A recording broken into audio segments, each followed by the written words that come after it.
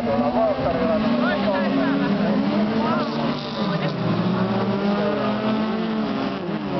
sitten Opelilla numerolla 5. Petri Herralla Haapavedessä JP, jossa Opeli mielestäni asettui kakkospaikalle.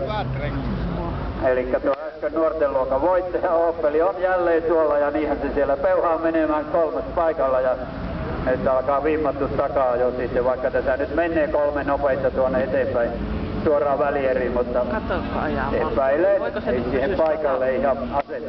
Keulapaikalla kuitenkin numero 3, Mika Leppälä, nivalalaiskuljettaja, kakkosena numerolla 5 Petri Herralla Haapavedeltä ja sitten tuodaan tätä Tanssaa Opelia ja sehän on sitten kuljettaja Tyrnävältä Ari Kemppainen. Ja tosiaan kakkospaikalla myös tuodaan Opelia. Katsotaan miten Kemppaisen, kyllä se rajusti kiihtyy tuonne suoraan päähän.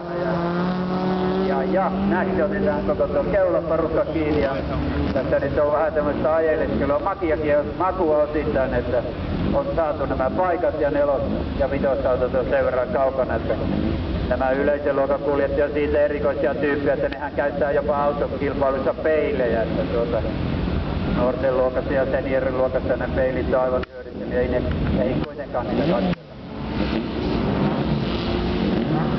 Ja näin mennään edelleen Leppälän johdolla ja perässä sitten tulee Herrala ja tämän jälkeen Kemppainen ja nämä on ne kuljettajat, jotka menevät tästä ensimmäisestä yleisen luokan lähdöstä tuonne suoraan välieriin loput sitten keräilyyn.